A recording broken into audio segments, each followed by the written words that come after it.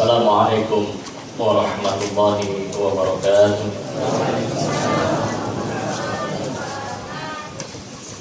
Innal hamdalillah nahmaduhu wa nasta'inuhu wa nastaghfiruh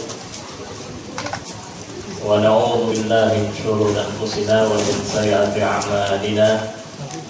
May yahdihillahu fala mudilla lahu wa may yudlil fala hadiya lahu. Wa asyhadu an la ilaha illallah wahdahu la syarika lahu wa asyhadu anna Muhammadan 'abduhu wa rasuluh. Ya ayyuhalladzina amanu taqullaha haqqa tuqatih wa la tamutunna illa wa antum muslimun. Ya ayyuhan nasu taqu rabbakumul ladzi khalaqakum min nafsin wahidah wa khalaqa minha zawjaha wa batha minhuma rijalan katsiran wa nisaa'a wattaqullaha alladzi tasaaluna bihi wal arham innallaha kana 'alaykum raqiba. Ya ayyuhalladzina amanu taqullaha wa qulu qawlan sadida yuslih lakum a'malakum wa yaghfir lakum dhunubakum wa may yuti'illaha wa rasulahu faqad faza fawzan 'azima. Amma ba'd. Fa inna khairal hadithi kitabullah wa khairal hadi hadi Muhammadin sallallahu alaihi wasallam wa syarrul umuri muhdatsatuha wa inna kulla muhdatsatin bid'ah wa kulla bid'atin dhalalah wa kulla dhalalatin finnar. Ikhwatal Islam rahimakumullah. Pertama dan utama tentu kita harus senantiasa bersyukur kepada Allah Subhanahu wa taala yang telah menjadikan kita sebagai kaum muslimin. Kalaulah bukan karena nikmat dan karunia Allah kepada kita, niscaya kita termasuk orang-orang yang sesat dan menyesatkan orang lain. Salawat dan salam tentu tak lupa kita panjatkan kepada junjungan kita, teladan kita, Nabi kita Muhammad sallallahu alaihi wasallam. Begitu juga kepada istri-istri dan kaum kerabatnya, seluruh sahabatnya, dan siapapun orang-orang yang beriman yang setia kepada Islam dan sunnahnya sampai akhir zaman. Dan mudah-mudahan Allah Subhanahu wa ta'ala menjadikan kita termasuk hamba-hamba Allah yang tegar di atas tauhid dan sunnah, berjalan di atas jalan salaful ummah sampai bertemu Allah Subhanahu wa ta'ala. Amin ya rabbal alamin. Hadirin hadirat rahimakumullah. Tema yang diberikan kepada kita, kepada kami adalah tahun baru. Pasti di antara kita tidak asik dengan yang namanya tahun baru. Bisa menjadi tahun baru berhutang, bisa tahun baru menikah, bisa tahun baru yang lain-lain. Nah, bicara tentang tahun baru, tentu banyak aspek yang bisa disoroti. Namun dalam tema yang diberikan ini, saya ingin sampaikan dengan judul perayaan tahun baru bukan dari ajaran Islam. Perayaan tahun baru bukan berasal dari ajaran Islam. Dalam pembahasan ini ada beberapa sub pembahasan. Yang pertama adalah berbagai perkara yang harus diyakini dan dipegangi oleh seorang muslim agar ia benar dan tegar di dalam mengamalkan agamanya. Yang kedua tentang indikator, sekurang-kurangnya ada 4 indikator yang menunjukkan bahwasanya perayaan tahun baru itu bukan dari ajaran Islam sama sekali. Kemudian yang berikutnya adalah Setelah kita paham dan memahami bahwasanya perayaan tahun baru ya, bukan dari ajaran Islam, lalu bagaimana semestinya seorang muslim bersikap? Ya, bisa jadi di antara kita sudah ada yang menyiapkan trompet ya, udah siapkan trompet dikit berapa hari lagi ya, udah siap trompet. Nah ternyata bukan ajaran Islam, dia siap-siap trompetnya dimusnahkan. Ya, jangan ya sayanglah dijual murah aja. Nah hadirin rahimakumullah, kita bahas yang pertama dulu, yaitu berbagai perkara yang harus diyakini dan dipegangi oleh seorang muslim agar ia bisa benar dan tegar di dalam menjalankan agamanya. Karena kita semakin jauh masa kita dari masa kenabian, maka masa fitnah itu menjadi bagian kehidupan kita. Orang yang berbahagia adalah mereka yang diberi taufik oleh Allah Subhanahu wa taala sehingga ia selamat dari fitnah tersebut.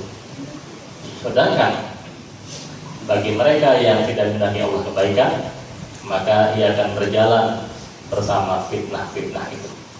Oleh karena itu Nabi kita pernah menyerukan kepada para sahabatnya, berlindunglah kalian dari semua fitnah. Maka para sahabat pun berlindung, na'udzubillah minal fitan ma dhahara minha wa ma batan, atau yang semisal itu. Nah, rahimakumullah, sekurang-kurangnya ada 5 perkara yang harus kita yakini dan pegangi.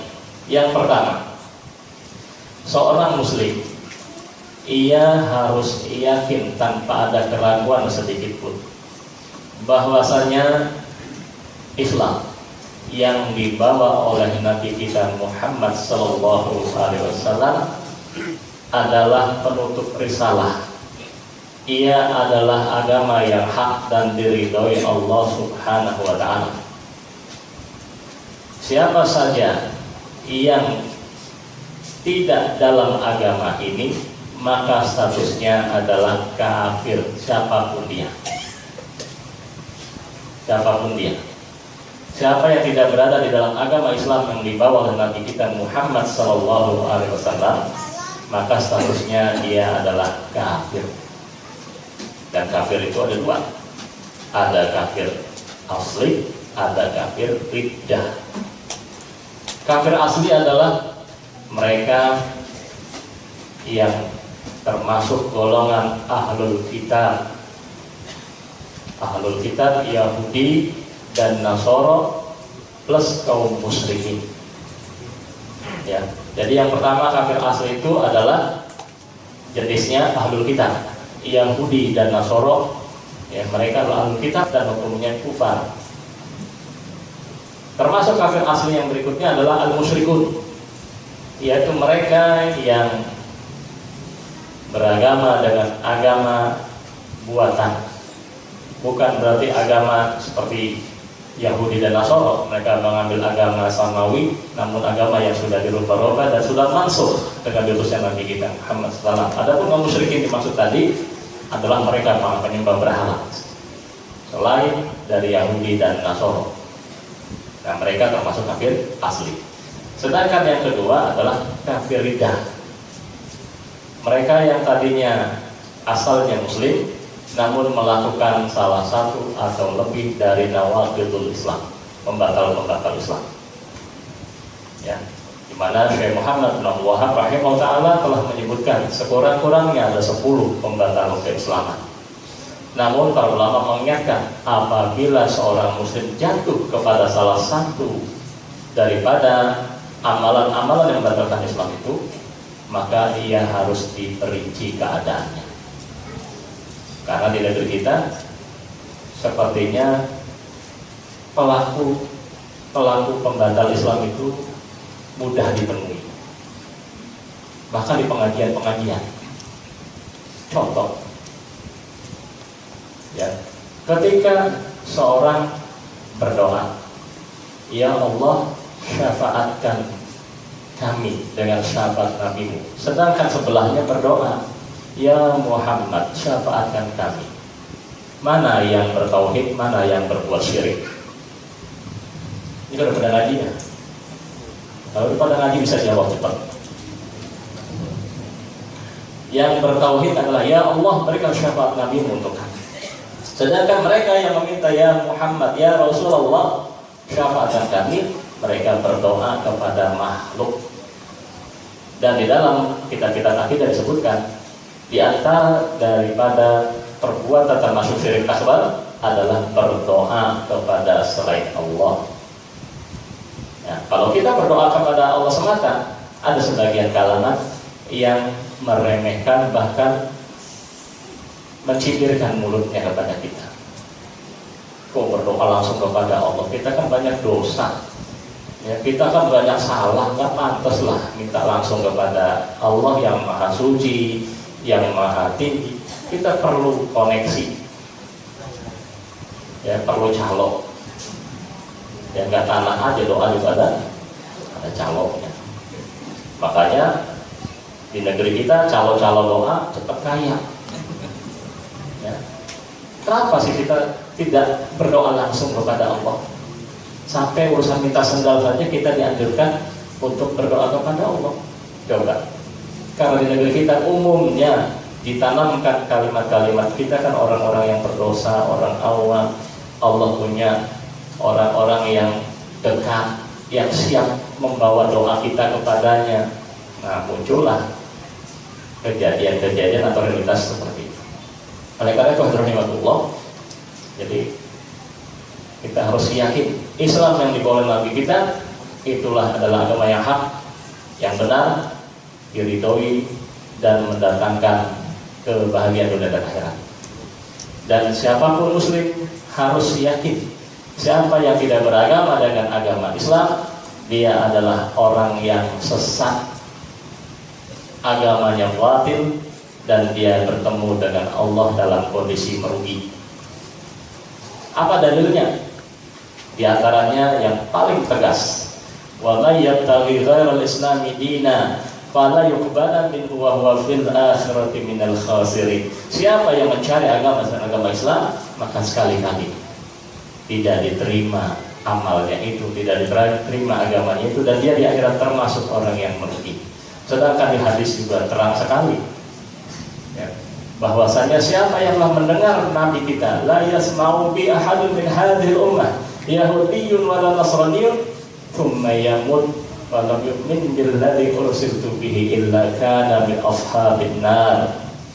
Tidaklah seorang dari umat ini, apabila seorang Yahudi, apa seorang Nasoro, kalau mendengar tentang diriku lalu ia mati dalam kondisi tidak beriman dengan risalahku, tidak beragama dengan agamaku, melainkan ia sebagai penghuni neraka.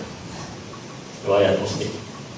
Dan Rasulullah juga menyunahkan haitsumma mararta bi qabri kafirin fabashirhu bin nah, di mana saja kamu melewati kuburan orang kafir, berikan kabar gembira bahwasanya orang itu akan menjadi penghuni neraka.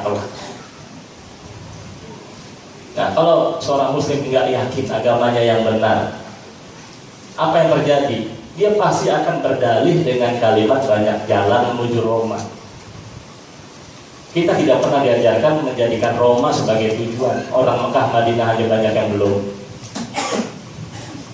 Ingat, hanya satu jalan menuju surga, ittiba'ur rasul zahir batin, zahiran batin. Mudah-mudahan dari taufik untuk hal tersebut, amin. Yang kedua, yang harus dipegang, diyakini oleh setiap muslim adalah bahwasanya yang menjadi dasar agama kita, yang menjadi dasar amalan di dalam agama kita adalah Al-Quran was Sunnah, bukan pendapat si fulan, pendapat si alan, apalagi konon katanya. Seperti banyak teman-teman kita kalau di WA dan lain sebagainya, kalau ngutip atau kopas suka pakai bahasa infonya dari tetangga sebelah. Ya, tetangga sebelah siapa? Ingat, dalam agama kita dasarnya adalah Al-Quran was Sunnah. Sudah diterangkan dalam berbagai hadis dari Ibnu Abbas dan lainnya, bahwasanya Nabi sudah mengingatkan dalam Hajjatul Wada, telah kutinggalkan dua perkara di tengah-tengah kalian. Jika kalian berpegang teguh dengannya, kalian tidak akan pernah sesat untuk selama-lamanya, yaitu berpegang dengan kitab Allah dan sunnah Rasulullah SAW. Dan ingat, kadang kita kalau bicara sunnah dibatasi dikerjakan berpahala, tidak dikerjakan nggak apa-apa. Sekurang-kurangnya sunnah itu memiliki 4 penggunaan. Yang pertama, sunnah itu adalah Islam, baik perkara i'tiqadatnya, keyakinannya atau amaliyah, apapun yang dibawa oleh Nabi kita, maka itu sunnah beliau. Yang kedua, sunnah bermakna al-hadith. Apabila kata-kata sunnah direndeng dengan kata-kata kitab Allah. Qad taraktu fikum amrayni lan tadillu ma tamassaktum bihima, kitaballahi wa sunnata rasul. Nah, sunnah di situ adalah hadis. Akan disandarkan kepada Nabi dengan jalan riwayat. Kemudian yang ketiga, sunnah itu lawan dari perkara yang diadakan dalam urusan agama. Artinya sunnah itu lawan dari semua bid'ah yang dibuat-buat orang. Yang keempat, baru sunnah itu maknanya mustahab, dikerjakan berpahala, tidak dikerjakan tidak berdosa. Ada sebagian memberikan definisi diomelin sama ahli fikih. Tidak dikerjakan berpahala, enggak dikerjakan kebangetan. Antum jangan merusak tatanan definisi ya, takrif ya. Ada sebagian yang ditegur oleh para masyayikh ya. Hadirin rahimakumullah. Jadi dasarnya adalah Al-Quran dan Sunnah. Siapapun berpendapat tentang agama ini, sekali lagi itu bukan dalil. Sebagai satu contoh, Ali bin Abi Thalib mengatakan, "Lau kanat dinu birra'yi." Seandainya agama ini berdasarkan pikiran, pendapat, lakana asfalu khuf aula bil maski min a'la. Seandainya agama ini mengikuti pendapat, kata-kata si fulan dan si ala, maka apa? Bagian bawah sepatu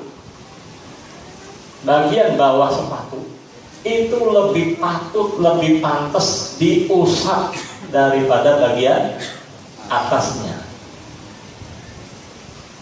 Waqad ra'aitu Rasulullah sallallahu alaihi wasallam yamsahu ala zahiril kuffai.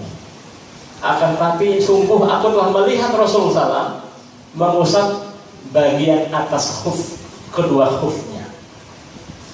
Jadi kalau kita berpikir pakai logika, waktu berwudu menggunakan khuf atau sepatu atau kaos kaki, maka yang pantas diusap itu bagian bawahnya tapak kaki kita. Namun ternyata Rasulullah menyontohkan bagian atasnya. Ini menunjukkan apa?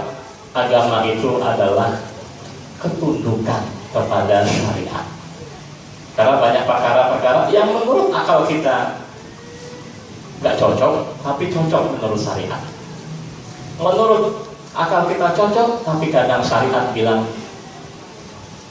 tidak demikian. Contoh, menurut matematika, kalau kita ngeluarin uang bersedekah, bertambah atau berkurang? Berkurang. Tapi menurut agama kita, apa tuh? Itu harta kita, dan itu akan bertambah dan berkembang. Makanya salafus saleh itu paling bersegera di dalam berinfak di jalan Allah Subhanahu wa Ta'ala. Kalau kita kan infaknya nunggu kaya, ya. Nanti kalau saya kaya, ya, kaya apa nggak tahu. Ya. Hadirin rahimakumullah, ingat, kita harus ingat betul-betul liang kubur menanti kita. Segeralah berbenah, manfaatkan segala kesempatan untuk apa? Mendulang pahala, menghapus semua dosa dan kesalahan kita selama ini. Alhamdulillah kita masih diberi kesempatan sebelum bertemu Allah, kita bertemu dengan manhaj salafus saleh.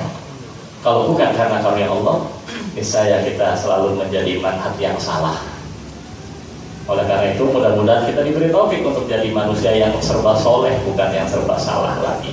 Karena umumnya manusia lebih senang serba salah daripada serba soleh. Tanya ibu-ibu, ibu-ibu kalau kita kasih duit atau beras barangkali ya gembira. lisannya mengucap terima kasih tak putus-putus.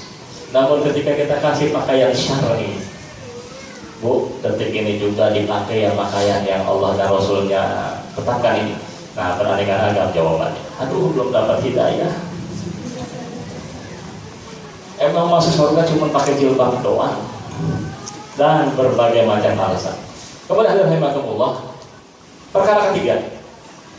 Jadi kalau kita sudah tahu agama kita adalah dasarnya dalil, maka hendaklah kita berlomba-lomba untuk mengilmui semua aktivitas kita sehingga ada dalilnya, jangan sampai malah dengan menggunakan dalil. Yang ketiga adalah semua perkara yang dibutuhkan seorang hamba untuk selamat dan mulia dunia dan akhirat, seluruhnya telah dijelaskan oleh Rasulullah Sallallahu Alaihi Wasallam. Tidak ada yang disembunyikan sedikit pun. Dalam hadis Abu Dzar Al-Ghifari, Rasulullah SAW bersabda, "Ma baqiya syai'un yuqarribu minal jannati wa yub'idu minan nar illa wa qad buyyina lakum."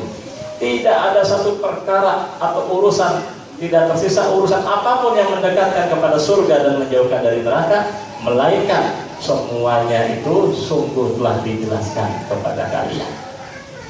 Ya, semua itu dijelaskan.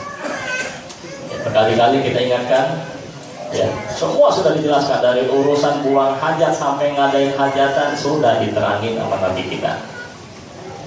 Ya, coba masuk kamar mandi seorang Muslim, dia pasti doanya sama. Muslim Indonesia, Amerika, siapapun masuk kamar mandi, dia pasti doanya sama. Sekurang-kurangnya Allahumma inni a'udzubika minal khubuthi wal khaba'ith.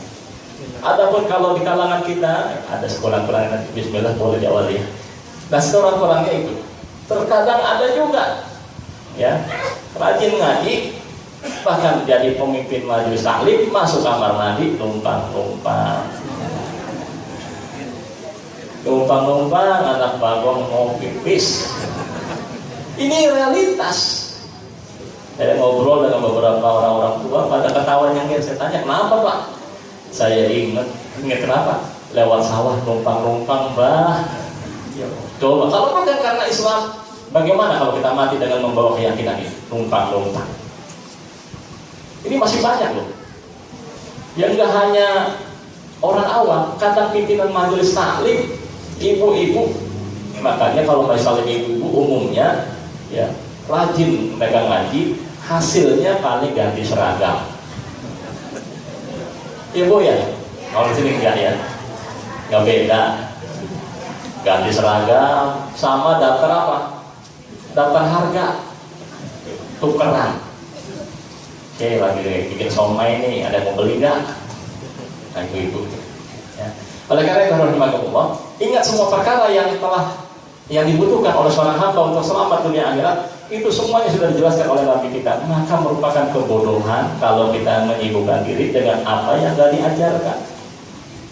Jangan terkecoh dengan omongan banyak orang. Jangan ributin khilafiyah, jangan ributin furu'iyah. Betul di kalimat itu, tapi harus ada terusannya. Jangan ributin furu'iyah, khilafiyah, tapi cari yang ada sunnahnya. Mari kita amalkan yang ada sunnahnya. Itu bilang yang ngomong kayak gitu, tolong diterusin. Karena kebanyakan cuma sampai di situ. Jangan ribut khilafiyah, saya mau ini terserah saya. Ya, emang surga punya situ. Ya, coba. Kalau kita katakan misalnya, Pak, ini gak ada ajarannya dari Nabi kita. Ah, dari mana sih itu tahu? Ya, Pak, dari buku. Malah yang lebih parah lagi dan bilang, orang-orang yang pada cingkrang itu, yang jenggotnya aja masih jarang. Ya, cuma modal buku dan beli buku dari Senen, udah berani membid'ahkan para ulama katanya gitu. Nah, ini sering seperti itu. Maka rahimahullah, ingat semua yang dibutuhkan kita untuk selamat dunia akhirat sudah dijelaskan, sudah diterangkan. Maka jangan sampai kita lewati waktu ini tanpa mendapatkan tambahan ilmu. Maka jangan lupa awali pagi kita dengan kalimat setelah sholat subuh, Allahumma inni as'aluka ilman nafi'an wa rizqan thayyiban wa amalan mutaqabbalan. Ilmu yang bermanfaat, rezeki yang baik, dan amal yang diterima itu 3 pilar kebahagiaan manusia dunia wa akhirat. Kemudian yang keempat yang harus diyakini dan dipegang oleh setiap muslim adalah para sahabat Rasulullah Sallallahu Alaihi Wasallam merupakan dan orang yang mengikuti mereka dengan baik adalah contoh yang paling benar dalam memahami dan mengamalkan Islam. Ya, contoh yang paling benar di dalam memahami dan mengamalkan Islam. Jangan sekali-kali kita menyelisihi agamanya para sahabat. Makanya Imam Ahmad ketika berdialog dengan Ibnu Abi Du'ad mempermasalahkan tentang khalqul Quran, Al-Quran adalah makhluk. Imam Ahmad bertanya kepada Ibnu Abi Du'ad, apakah apa yang kau ajarkan kepada manusia itu diajarkan oleh Rasulullah? Jawab, tidak. Apa diajarkan oleh Abu Bakar, Umar, Utsman dan Ali? Tidak. Maka ada 2 kemungkinan dari perkara ini.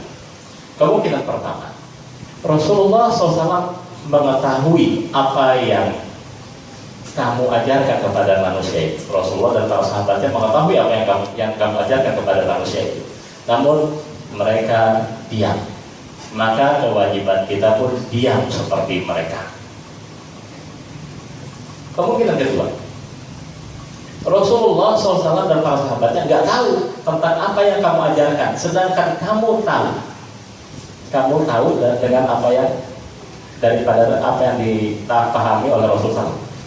Maka Imam Ahmad, kalau katanya kedua ini, maka alangkah tololnya kamu dan teman-teman mengetahui perkara ini, sedangkan Rasulullah dan para sahabatnya tidak mengetahui apa yang kamu ajarkan. Maka mendengar ini, Khalifah yang mendengarkan dialog ini pun dia masuk loncat ke kamar lalu bergumam, benar. Ya. Bisa jadi Rasulullah dan para sahabatnya tahu masalah ini, namun mereka diam. Kewajiban kita juga diam, nggak usah ngomong. Atau Rasul dan para sahabat nggak tahu, sedangkan dia tahu. Oh, alangkah tololnya, engkau lebih tahu dari Rasulullah dan para sahabat. Nah, itulah yang terjadi bagi mereka yang melakukan bid'ah-bid'ah dalam agama ini. Secara tidak langsung mereka mengumumkan dirinya itu lebih paham, lebih soleh, lebih berilmu dari Rasulullah dan para sahabatnya. Oleh karena itu, rahimahullah, jadikan generasi sahabat Rasulullah, generasi salaf sebagai timbangan di dalam memahami dan mengamalkan agama ini. Karena mereka adalah generasi yang dipuji Allah dan Rasulnya. Kemudian yang kelima, hadirin rahimahullah, perkara kelima yang harus kita ketahui bahwasanya yang namanya Yahudi, yang namanya Nasrani dan seluruh orang-orang kafir tidak akan pernah ridho dengan Islam dan kaum muslimin hingga kita menyelisih Rasulullah SAW atau mengikuti keinginan dan kemauan dari agama mereka. Ya. Makanya jangan heran kalau ada azan diduetin sama lagu Nasoro. Ya. Coba. Jangan heran kalau terjadi hal semisal itu. Kenapa? Karena kaum musliminnya tidak memahami bahwasanya Yahudi dan Nasoro dan orang-orang kafir itu sesungguhnya mereka adalah tidak akan pernah ridho dengan Islam dan kaum muslimin. Ya, seandainya kaum muslimin beribadah kepada Allah semata, berpegang teguh dengan apa yang diajarkan Rasulnya, tidak akan menggoncangkan mereka. Namun kita diuji, khususnya negeri kita, begitu banyak orang-orang yang terpengaruh dengan ajaran-ajaran mereka. Hadirin rahimakumullah, itu 5 perkara yang harus kita pahami. Yang pertama, Islam adalah agama yang kita yakini sebagai agama yang benar. Ya. Di luar itu adalah agama yang batil, sesat dan merugikan. Makanya Ali bin Abi Thalib ketika bapaknya meninggal, bapaknya Ali bin Abi Thalib ingat? Ya, ingat ya? Abu Thalib. Ya. Dia langsung bilang kepada Rasulullah SAW, ya Rasulullah, inna ammak asy-syekh dal qad mat. Apa tuh artinya tuh? Sungguhnya pamanmu seorang tua yang dolal, yang sesat, telah mati. Ali bin Abi Thalib. Dan Abu Thalib itu paman Rasulullah yang memiliki andil besar di dalam memberikan pembelaan, perlindungan kepada Nabi kita. Namun ketika mati, sang anak mengatakan, sungguh pamanmu seorang tua yang sesat. Inna anak al-syaikh qad mati. Ya, boleh nggak kita praktekin pas orang kafir meninggal, telah mati orang yang sesat? Ya. Yang ada malah tokoh-tokoh muslim memberikan persaksian palsu. Telah mati, telah meninggal dunia seorang yang berjasa, yang ini, yang itu, dan padahal kita dilarang memberikan persaksian palsu. Nah, mudah-mudahan Allah Subhanahu wa taala memperbaiki keadaan kita dan seluruh kaum muslimin. Kemudian rahimakumullah. Nah, langsung saja. Perayaan tahun baru bukan dari ajaran Islam, dilihat dari 4 sisi, 4 indikator. Yang pertama, perayaan tahun baru itu telah ada jauh sebelum Rasulullah lahir. Ya, perayaan tahun baru itu al-ihtifal bi ra'sis sanah. Ya, perayaan tahun baru itu sudah ada sejak dulu, sebelum Nabi lahir. Bahkan sebelum Nabi lahir dan diutus menjadi Nabi dan Rasul. Kenapa? Dalam Wikipedia disebutkan bahwasanya tahun baru itu pertama kali dirayakan pada tanggal 1 Januari 45 sebelum Masehi. Jadi pertama kali tahun baru itu dilakukan adalah pada tanggal 1 Januari tahun 45 sebelum Masehi. Belum datang Nabi Isa alaihissalam. Udah ada. Nah, ini satu indikator yang sangat jelas bahwasanya perayaan tahun baru bukan ajaran Islam sama sekali. Ya. Itu yang bisa kita saksikan. Yang kedua, Rasulullah SAW dan para sahabatnya tidak pernah menganjurkan apalagi mengamalkan perayaan-perayaan semisal itu.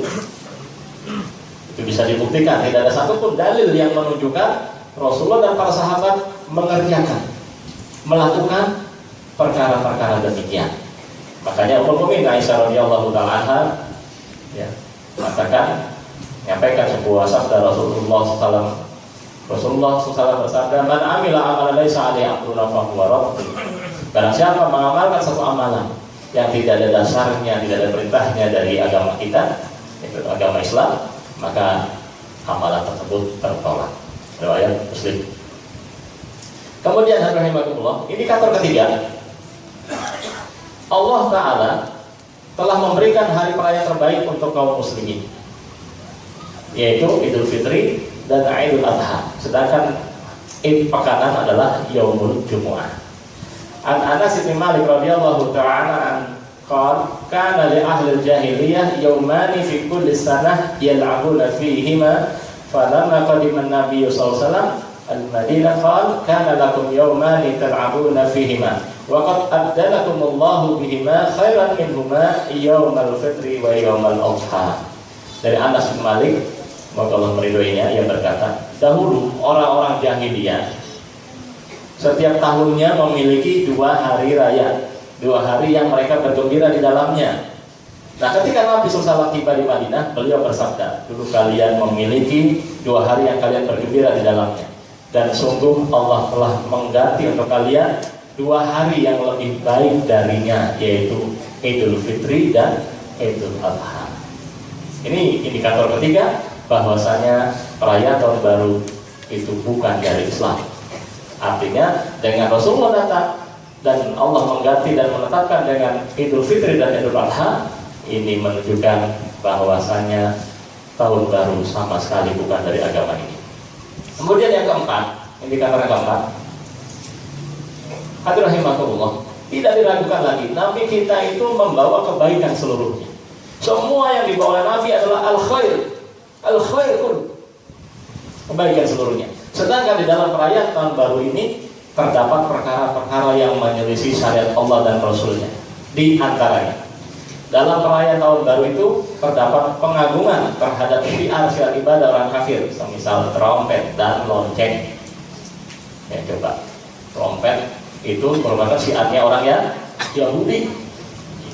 Trompet adalah syiarnya orang Yahudi, sedangkan lonceng adalah syiarnya orang-orang Nasoro. Dan pada malam tahun baru itu semua bunyi.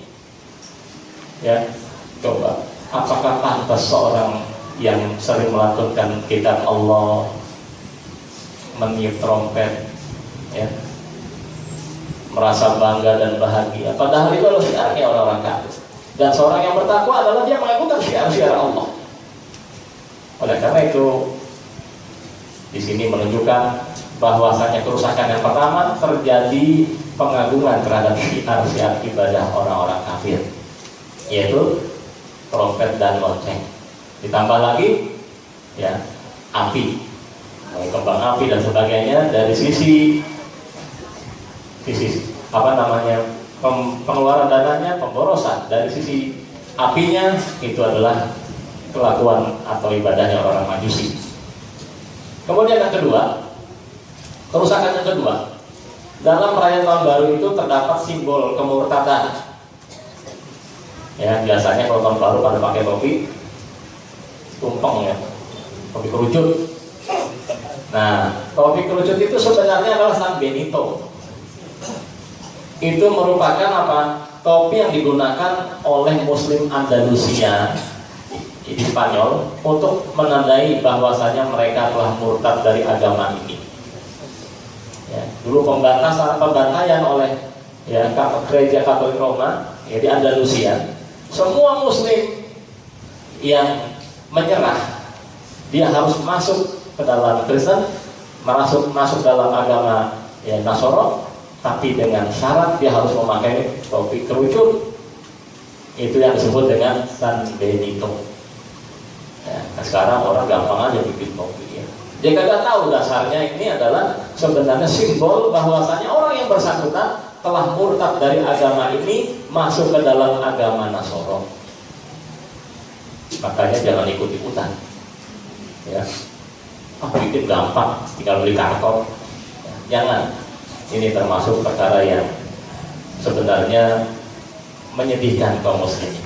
Karena pembantaian Muslim Andalusia, kalau kita baca sejarahnya, rasanya sulit bagi kita untuk tidak menangis. Bagaimana kalau nasib yang meninggal mudah-mudahan jadi syuhada, bagaimana yang mereka akhirnya mengikuti kemauan itu, lalu pindah agama, lalu mati. Alhamdulillah, mudah-mudahan Allah menjauhkan kita dari musibah yang kita tidak mampu mengikuti. Kemudian yang ketiga, dalam tahun baru ini terdapat sikap bertasyabuh, mengekor kepada orang-orang kafir, orang-orang musyrik, orang-orang yang durhaka kepada Allah Subhanahu wa taala. Padahal Nabi mengingatkan, man tasyabbaha biqaumin fahuwa minhum. Siapa yang menyerupai suatu kaum, yaitu perkara yang menjadi kekhususan mereka, maka ia termasuk kelompok tersebut atau kaum tersebut. Coba perhatikan dalam tahun baru itu, betapa banyak kaum muslimin, ya, meniru-niru gaya hidup, meniru gaya-gaya mereka dalam menyambut, ya, perubahan atau pergantian tahun. Padahal hadirin rahimakumullah, Nabi kita sudah mengajarkan memohon kebaikan tidak seperti yang dilakukan oleh banyak orang itu yang setahun sekali. Ya, kita pagi dan petang kita berdoa, ya, meminta kepada Allah kebaikan pagi ini atau hari ini, kemudian kebaikan malam ini. Itu adalah merupakan sebuah bukti bahwasanya Allah dan Rasulnya lebih mengetahui apa yang dibutuhkan hamba-hamba yang beriman. Begitu juga ketika pergantian bulan, kita diajarkan kalau melihat hilal ada doanya, ya. Namun inilah ajaibnya, kalau kita baca kitab-kitab hadis, nggak ada satupun tuntunan baca doa awal dan akhir tahun, ya, nggak ada. Coba cari, yang ada biasanya bisa jadi hadis yang palsu. Yang kedua, ngepas-ngepasin dalil. Ya, ketika ditanya, Pak, dalilnya apa? Oh, ada dalam Al-Quran. Ya ayyuhalladzina amanu dzkurullaha dzikran katsira. Wahai orang beriman, berzikirlah kepada Allah zikir yang banyak. Daripada kita diam trompet, mendingan kita iktikaf. Nah, ini problem baru. Jadi mengingkari kemungkaran dengan kemungkaran yang lebih parah. Padahal apa? Berbuat bid'ah itu lebih jelek dari maksiat. Kalau orang bermaksiat, ia menyadari salah dan dosa melakukan maksiat. Tetapi yang namanya bid'ah, ia beranggapan sedang beramal soleh, padahal beramal salah. Hadirin rahimakumullah. Jadi dalam tahun baru itu terdapat tasyabbuh bil kufar. Kemudian yang keempat, kerusakan berikutnya dalam perayaan tahun baru itu. Tahun baru itu adalah ajang menyenangkan hati orang-orang kafir. Ya, coba. Betapa banyak kaum muslimin tanpa dipaksa selamat tahun baru. Enggak dipaksa loh. Barangkali dipaksa, kalau Anda nggak ngucapin besok potong gaji. Ini enggak dipaksa. Kucur-kucur selamat. Ya, selamat yang Natalnya tambahin dan tahun baru. Oleh karena itu hadirin rahimakumullah, hendaklah kita takut kepada Allah. Ya. Kita diperintahkan menyebarkan salam, sebarkan salam. Jadi jangan ikut-ikutan, malah kita menyenangkan orang-orang kafir. Karena apa? Kalau kita menyenangkan orang-orang kafir, Allah tidak pernah ridho dengan orang-orang kafir. Sebagaimana disebutkan dalam Az-Zumar ayat 7, Allah tidak ridho dengan kekafiran hamba-hambanya. Artinya, kalau Allah tidak ridho dengan kekafiran, begitu juga dengan orang-orang yang kufur kepadanya, Allah tidak ridho. Kemudian yang kelima, dalam perayaan tahun baru terdapat tolong-menolong dalam kelalaian dan kemaksiatan. Ini nyata sekali. Dalam perayaan tahun baru itu terjadi tolong-menolong dalam kelalaian dan kemaksiatan. Mau sholat, tanggung. Ya. Artinya apa? Udah ntar aja habis ini. Habis selesai acara ya, bakar ikan ya. Ya, kalau kita bakar ikan aja. Tapi kalau bakar ikan dalam rangka, nah, ini masalah. Ingat 6 perkara yang harus diperhatikan dalam ittiba. 6 perkara yang harus diperhatikan agar kita berittiba kepada Nabi, tidak menyelisih beliau. Ada 6 perkara. Yang pertama, sebab. Jika kita melakukan satu bentuk amalan, ibadah ataupun ketaatan atau kebaikan di mana sebabnya tidak disyariatkan, maka kita telah membuat satu sebab yang tidak diizinkan Allah, dan itu termasuk amal yang salah, bukan amal soleh. Contoh,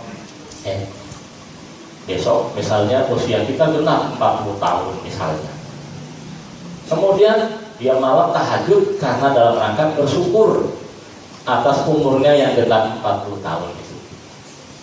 Secara kasar ia melakukan sholat malam, namun ia salah dalam pendorongnya. Sebabnya bukan takarrub kepada Allah, tetapi bersyukur dengan cara yang tidak pernah dijelaskan oleh Nabi kita. Begitu juga dengan ya tadi misalnya bakar ikan. Ya, kalau bakar ikan niatnya memang bakar ikan memanfaatkan libur, itu terserah. Tapi kalau dalam rangka menyambut tahun baru dan meninggalkan tahun lama, maka ia sudah sama dengan kelompok-kelompok yang melakukan acara tersebut.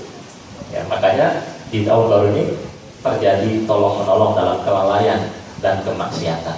Biasanya tetangga-tetangga minta bantuan kita tuh. Pak, minta ini dong listriknya buat apa? Ini kita mau ngadain tahun baruan nih. Ya, kita nggak kasih, kayaknya dianggap sok alim. Ngasih kita tahu, nah ini problem.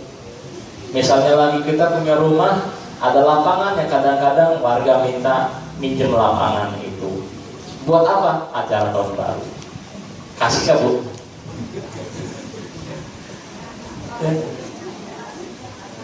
Ya, coba dilematis.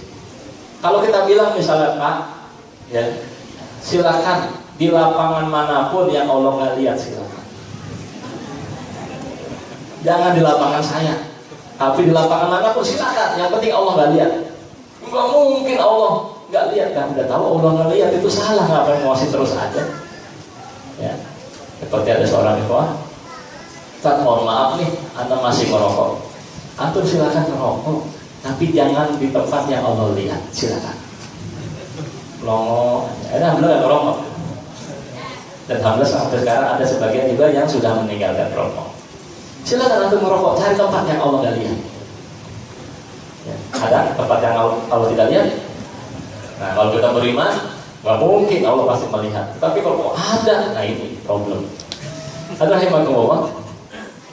Kemudian yang keenam, kerusakan daripada tahun baru adalah merebaknya ikhtilat, bercampur baur wanita dan laki-laki, bahkan perzinahan. Ya, itu tidak asing lagi kalau yang namanya tahun baru muda-mudi itu berakhir sampai kepada ente harus tanggung jawab nih, ada saham. Tuh. Tahu Bu ya artinya ya? Artinya terjadi kecelakaan yang disengaja. Maka setelah tahun baru banyak bapak ibu itu yang segera lihat tanggalan. Mau ngapain? Menyelesaikan urusan anaknya ini. Ya, harus segera dicari bapaknya. Ini yang terjadi. Makanya di tahun baru ini pelaksanaan di dalam perayaan tahun baru itu ikhtilat dan merebaknya perzinahan. Naudzubillah. Kemudian rahimahullah, yang ketujuh, dalam perayaan tahun baru ini akan jatuh dalam perbuatan menyia-nyiakan waktu dan harta. Coba untuk bayar petasan 1 miliar semalam nggak susah, ya. Tapi untuk bagi kaum muslimin, bagi orang miskin, haknya kadang nyangkut di kantor unit tertentu. Ya. Ini musibah. Oleh karena itu rahimahumullah, jangan sia-siakan umur kita untuk berada dalam perkara-perkara yang rusak. Kemudian bagaimana sikap seorang muslim seharusnya? Yang pertama, dia harus meyakini betul Islam yang dimonami kita sudah sempurna, tidak membutuhkan penambahan dan pengurangan. Yang kedua, lebih bersemangat di dalam menuntut ilmu syar'i. Ya, menuntut ilmu syar'i dan menghidupkan sunnah dalam semua sisi kehidupan. Jika kita mendapatkan sunnah, segera ya kita amalkan, kita bagi-bagi kepada siapapun. Dan kalau kita berbagi sunnah, kita akan mendapatkan banyak kebaikan. Tapi kalau kita menyimpan ilmu, tidak mau berbagi dan mengajari orang-orang yang membutuhkan, ini nanti ada urusan lain di hadapan Allah Subhanahu wa taala. Kemudian yang ketiga, mengingkari perayaan tahun baru, syiar-syiarnya dan semua kemungkaran yang menyertainya sesuai kesanggupan. Sekurang-kurangnya hati seorang muslim tidak pernah ridho dengan apa-apa yang menyelisihi syariat Islam. Jadi jangan ikut-ikutan lagi Happy New Year, ya. Jangan ikut-ikutan lagi. Semua syiar-syiar itu jangan diikuti. Ini kadang-kadang kita malah yang jadi desainernya, ya. Karena dapat ordernya lumayan, misalnya. Kemudian yang kelima, menasehati setiap muslim, terutama keluarga, agar tidak terpesona atau berpartisipasi dengan acara tersebut. Nah, termasuk partisipasi, kita nonton acaranya tuh, nonton, pengen tahu tiup trompet, matiin TV deh malam tuh, ya. Mendingan nonton Mekah Madinah, kagak ada petasan. Ya, coba yang punya ya parabola, cek deh. Tahun baru Mekah Madinah sepi, nggak ada petasan, ya, nggak ada petasan. Tapi di sini coba malam tahun baru hidup semua, subuh nggak tahu kemana orangnya. Ya, bahkan kadang-kadang muadzinnya juga kelelahan niup trompet, musibah. Kemudian rahimahullah, perkara berikutnya yang dilakukan seorang muslim adalah tidak mencari keuntungan duniawi dari acara-acara semisal perayaan tahun baru, seperti berjualan di lokasi perayaan, jadi EO perayaan, ya. Ini nggak boleh. Oh, mumpung banyak orang nih dagang cendol, ya. Hindari. Kita berjualan mencari keuntungan hal-hal semisal tadi, di acara-acara yang tidak benar, tidak berasal dari agama kita. Karena apa? Karena nanti tolong menolong. Lain halnya kita dagang depan rumah, orang datang beli minum di rumah kita jual biasa. Tapi kalau kita sengaja, apalagi dengan dikasih pengumuman, ya, menyambut tahun baru diskon 70%. Hati-hati, jangan tergiur dengan untung-untung sebesar itu. Kalau kita bertakwa kepada Allah, Allah akan berikan ganti yang lebih baik dari apa yang tidak kita raih pada saat itu. Hadirin rahimakumullah. Jadi sekali lagi, ketika kita mengetahui perayaan tahun baru ini bukan dari ajaran Islam, maka di hati kita sudah ada furqah, bahwasanya kita berlepas diri dari perkara-perkara demikian. Kita mengingkari semampu kita, nggak bisa dengan tangan, dengan lisan, nggak bisa dengan lisan, dengan hati, dan itulah selemah-lemahnya iman. Man ro'a minkum munkaran falyughayyirhu biyadihi. Siapa yang melihat kemungkaran, rubah dengan tangannya. Kalau kita rubah, kriminal dianggapnya. Misalnya ya, kita pulang tuh, ada sound system yang ada rumah, ya, dan ini buat acara pembaruan, udah langsung disabotase semuanya dengan tangan, kata Nabi kita. Ternyata malah jadi banyak urusan. Nah, kalau kita nggak mampu dengan tangan kita, kailannya sati, fabilisan ini dengan lisan, nasihati, Pak, ya, paling minimal aja, Pak. Pokoknya siap-siap apa? Ini acara ini akan ditanya di hari kiamat. Kira-kira Bapak jawabannya apa? Paling jawabannya apa? Urusan tuh aja. Urusan tuh nanti aja nih. Urusan kalau gitu Pak. Nah, kalau nggak bisa dengan lisan, fabiqalbihi, dengan hati. Fa innahu adhaful iman. Mengingkari kemungkaran dengan hati itu selemah-lemahnya iman. Nah, kalau hati cenderung condong kepada acara-acara itu berarti lemah iman apa? Terfitnah itu. Ya, kalau lemah iman kan mengingkari. Nah, kalau condong berarti hatinya terfitnah.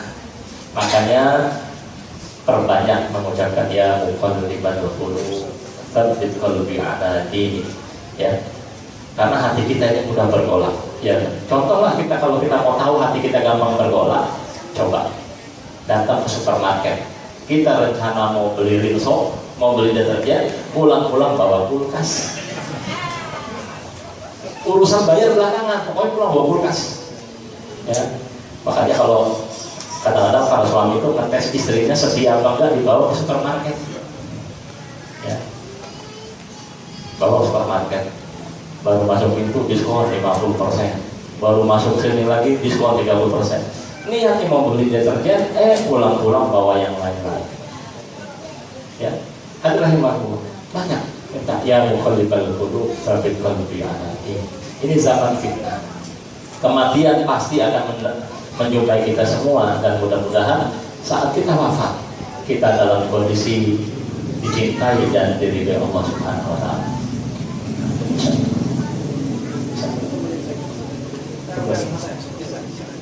Baik, ada dulu ya, kita ada dulu, ada dulu. Mudah-mudahan nanti kita lanjutkan. Barakallahu fikum. Assalamualaikum warahmatullahi wabarakatuh. 10 menit ya. Baik. Ya, baik.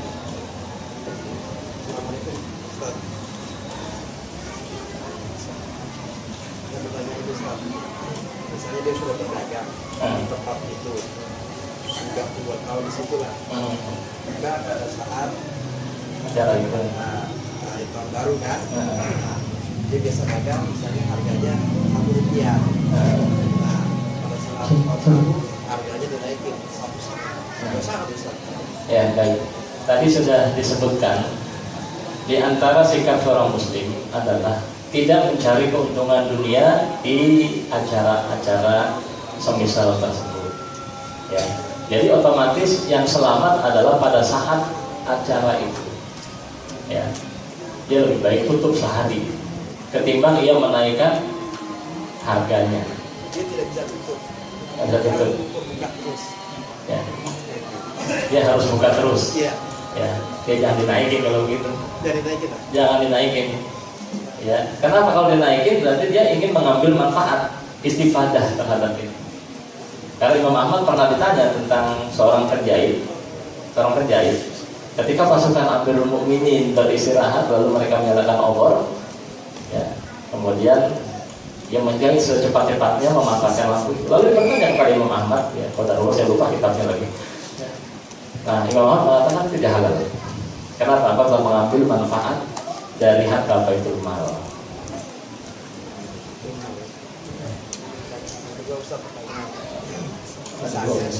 Misalnya ada orang yang mengucapkan selamat tahun baru, apakah sebagai muslim kita diam saja, senyum, atau haram tuh, gue bukan gimana? Yang enak lah. Yang enak memang kalau dalam masalah ini, kalau kita mendapatkan ucapan selamat dari orang, selamat tahun baru, maka sebagian ahli ilmu berbeda pandangan. Ada yang mengatakan bolehnya, yang penting tidak memulainya. Tetapi yang selamat kita jelasin. Kalau dia muslim, kafir, ya sama juga jelasin. Nggak apa-apa, dakwah sekalian. Ya, al-afu gitu aja. Al-afu. Sebutkan aja padanya. Ya, coba kita belum sampai kepada yang dicontohkan Nabi ketika orang kafir datang kita kunjungi, kita jenguk, kita suruh masuk Islam, belum. Ya. Atau kita bilang begini Ustaz, maaf saya tidak melaksanakan tahun baru. Gimana Ustaz? Tidak apa-apa. Sampaikan aja. Nggak apa-apa. Ya, walaupun ada ulama yang membolehkan. Ya, ini juga termasuk perkara yang terkadang jadi tarik ulur. Ini kan perkara tahniah, ini kan keduniawian. Ya, tahniah katanya. Tahniah itu keduniawian. Jadi kalau ada yang ucapin ya balas aja. Tetapi sebaik-baiknya ya kita jelaskan. Ya, bahwasanya apa? Hal-hal semisal ini kalau kita turuti itu menyenangkan hati mereka. Kalau kita tidak turuti paling grundel. Islam apaan sih?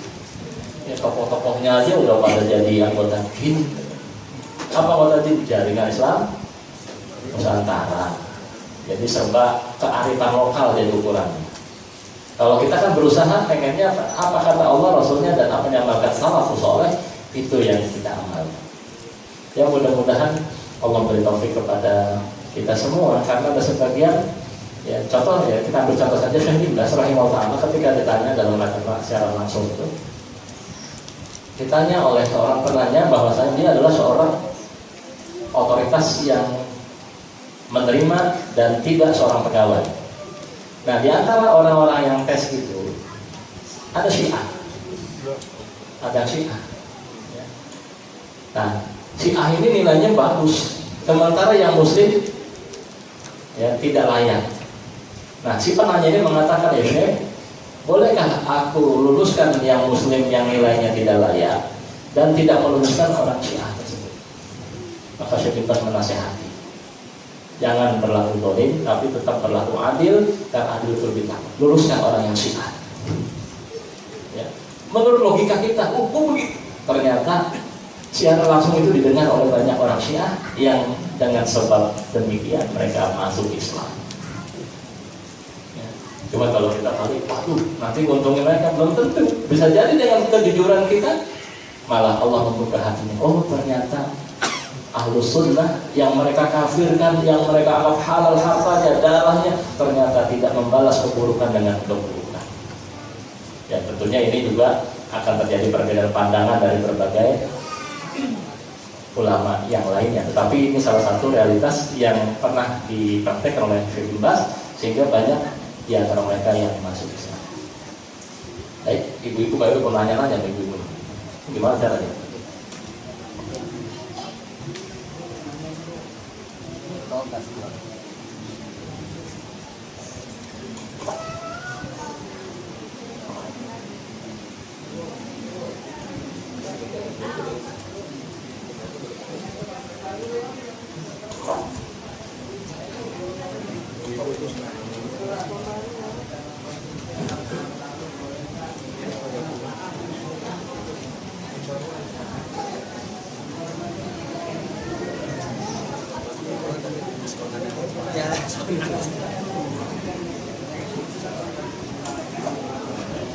Silakan Bu.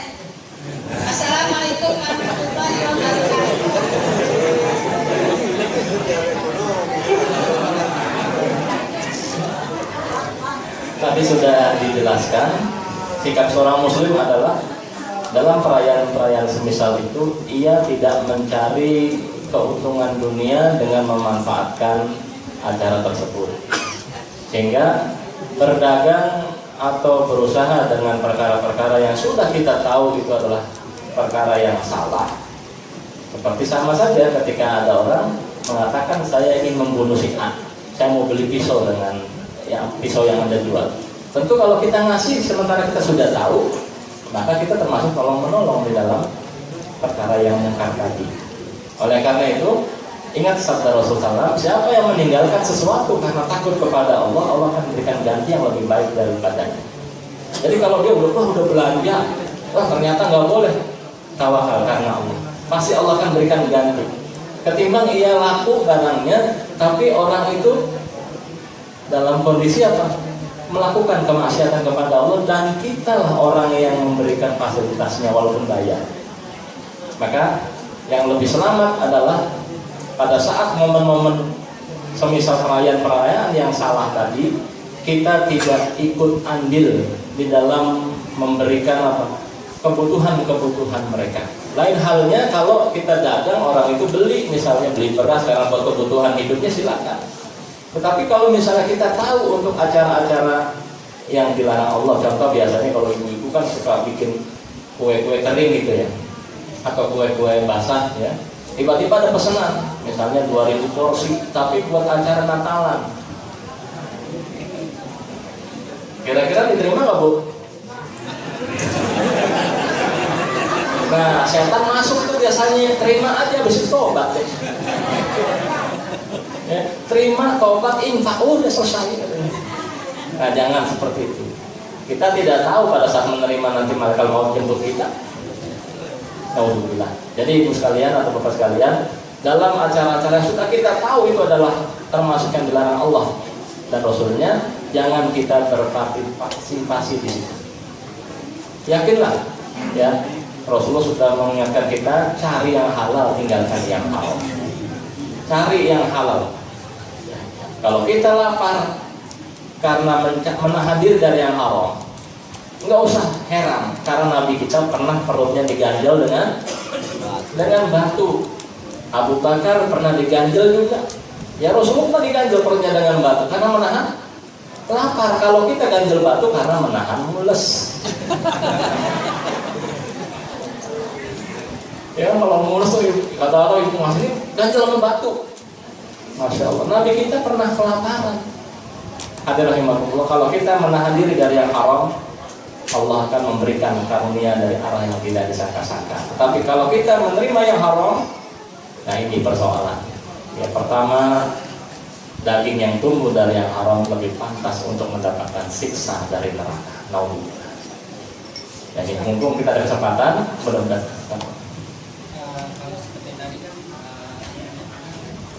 Karena langsung gitu ya, langsung. Nah, kalau bagaimana dengan online? Sekarang kan ada online gitu, kemudian kan baik. Dia kita angkat ke gereja atau kemana kan? Bagaimana? Baik. Hukum muamalah, hukum asalnya adalah boleh hingga datang dalil keterangan yang menjelaskan larangan tersebut. Contoh misalnya online, ya online. Kita nggak tahu siapa yang beli. Tiba-tiba ia beli, tolong antarkan ke gereja. Nah, kita melihat dari sisi mana? Misalnya kalau kita melihat sisi bahwasannya ia kebutuhan sehari-hari, cuman bisa ketemunya di gereja misalnya, tidak bisa di tempat lain, ya hukumnya dalam kategori masih mubah, boleh. Tetapi ingat, dalam jual beli ada khiyar, boleh kita batalin. Ya, ternyata oh ini nggak jadi jual, boleh. Ya, rugi dong katanya. Orang ini bukannya jual beli, kan misalnya akan naik ojek gitu. Pesan gitu kan. Iya. Saya di sana. Online. Baik, alhamdulillah. Dalam perkara-perkara semisal tadi, kita tidak tahu. Kita tidak tahu. Kemudian kita dapat order ngantar ke gereja misalnya, udah di jalan gitu. Ya. Ada dua pilihan, kalau kita memang memiliki kesiapan untuk menerima konsekuensinya, biarin kan gue dapat rugi dah hari ini, batalin. Ya, tapi kalau misalnya di sisi yang lain dia itu muamalah biasa, Bisa jadi dia ke gereja bukan mau ibadah, ya, bisa jadi untuk yang lain. Nah itu kembali kepada hukum muamalahnya, karena dalam urusan muamalah ini kita tidak diperintah untuk menanyakan, ya, menanyakan ini mau kemana enggak. Tapi kalau kita memang harus mengantar semisal itu, maka kembali ke hukum asalnya, mengubah sampai memang jelas terang-terangan bahwasanya ya dari awal dia mau ibadah, mau gereja, mau segala macam. Nah, boleh kita mengambil keputusan untuk menolak permintaan tersebut. Ya, wallahu alam, mungkin nanti ada yang bisa memberikan pandangan dari ahli ilmu yang lain yang menjelaskan masalah realitas kehidupan kita ini. Kadang-kadang kita tidak tahu, apalagi namanya online. Ya, tolong siapkan ini, antar ke sini, nggak taunya buat acara kebaktian. Ya, bahkan terkadang ya, perintah Nabi untuk berbuat baik kepada tetangga sering disalahkan oleh non muslim. Misalnya tetangganya non muslim, ketika itu korban dibagikan kambing kepada tetangga-tetangga, malah buat acara kebaktian. Nah akhirnya apa? Udah nggak usah dibagi lagi, habis buat kebaktian. Kalau dibuat makan silakan. Nah begitu juga dengan tadi, ya kalau kita termasuk ya tadi jual beli atau jasa yang sifatnya memang tidak membantu urusan ubudiyah mereka, kembali ke hukum asal. Itu boleh, tapi kalau memang terang-terangan untuk membantu urusan ubudiyah mereka, maka menjauhkan dari hal tersebut itu yang lebih menyelamatkan agama kita. Namun sekali lagi ini juga bukan diperinci seperti banyak orang. Misalnya yang namanya orang kafir itu kan memerangi kaum muslimin. Jadi kalau kita belanja sama orang kafir, dia pasti akan memerangi kaum muslimin. Jadi boikot produk-produk mereka. Sementara dalam kenyataannya terjadi transaksi jual beli ya kaum muslimin dengan non muslim di masa Rasulullah, di masa tabi'in dan seterusnya. Oleh karena itu kita kembali kepada kaidah, kalau urusan muamalah hukum asalnya silakan, boleh sampai ada dalilnya, ada korinahnya, ada keterangannya yang menyebabkan kita harus meninggalkan atau tidak meneruskan transaksi tersebut. Wallahu a'lam. Mudah-mudahan ya pembahasan tingkat ini ada manfaatnya. Sekali lagi hanya kepada Allah kita mohon ampunan, memohon pertolongan. Mudah-mudahan bermanfaat apa yang kita sampaikan. Allahumma inna nas'aluka hayatan thayyibah wa mitatan hasanah wa jannatal firdaus ma nabiyina Muhammadin bi ghairi hisabin wala adabin innaka ala kulli syai'in qadir wa innaka antal wahhab. Allahumma ahsin aqibatana fil umuri kulliha wa ajirna min khizyi dunya wa adzabil akhirah. Allahumma ighfir lil muslimin wal muslimat wal mu'minin wal mu'minat al ahya'i minhum wal amwat. Allahumma atina fid dunya hasanah wa fil akhirati hasanah wa qina adzabannar. Amin ya mujibas sa'ilin. Akhirul da'wana alhamdulillahirabbil alamin. Subhanakallahumma wa bihamdik, asyhadu an la ilaha illa anta astaghfiruka wa atubu ilaik. Assalamualaikum warahmatullahi wabarakatuh.